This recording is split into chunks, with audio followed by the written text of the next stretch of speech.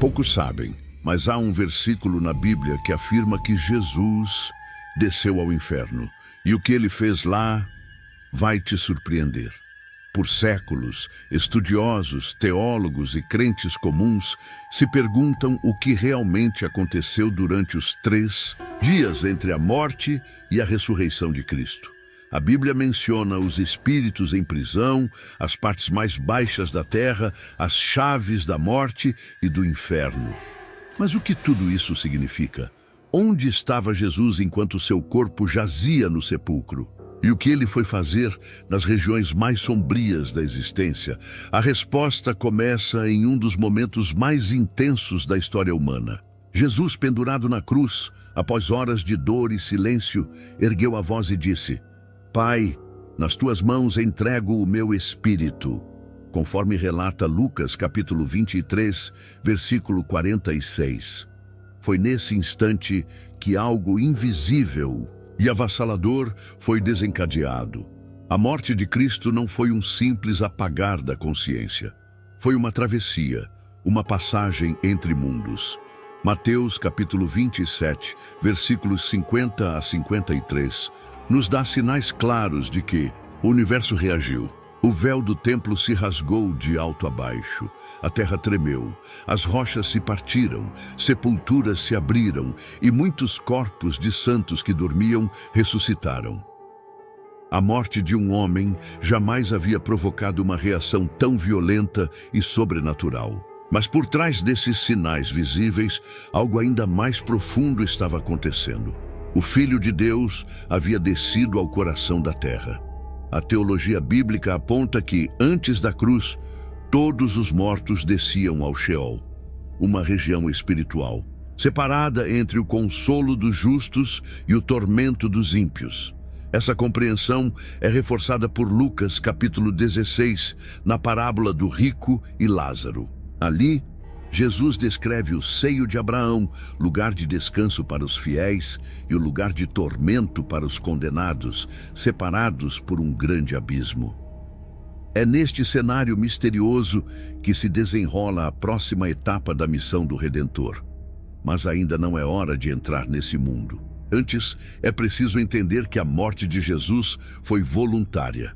Em João, capítulo 10, versículo 18, ele afirma: Ninguém tira a minha vida, eu a dou por minha espontânea vontade. Tenho autoridade para entregá-la e para retomá-la. Isso significa que mesmo morto fisicamente, Jesus não estava passivo. Ele seguia em plena autoridade espiritual. A entrega do Espírito não foi derrota. Foi o início de uma movimentação espiritual sem precedentes. O véu rasgado no templo, mencionado em Mateus capítulo 27, versículo 51, é o primeiro sinal visível de que o acesso à presença de Deus seria restaurado.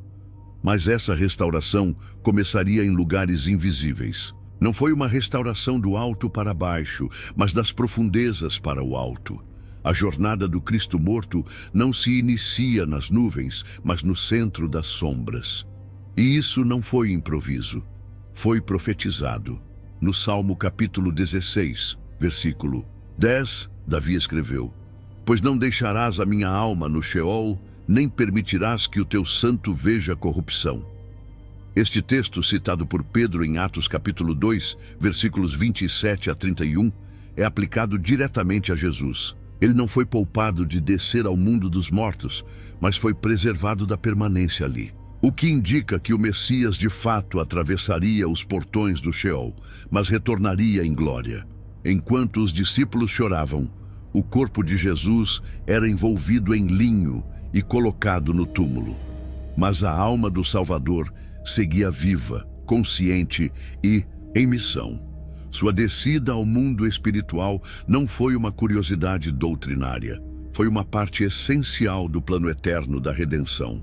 Era necessário que o justo não apenas morresse pelos injustos, mas que adentrasse os limites da morte, a confrontasse de frente e a despojasse de seu poder.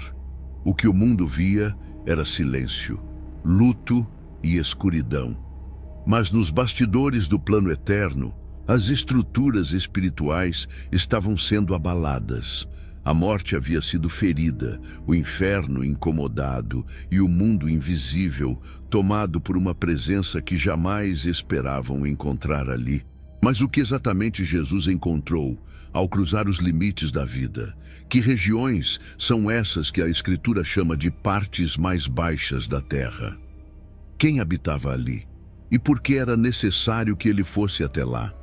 Essas perguntas só começam a ser respondidas quando mergulhamos nas profundezas do Sheol e desvendamos os segredos do lugar dos mortos, onde uma multidão esperava silenciosamente pela chegada da promessa.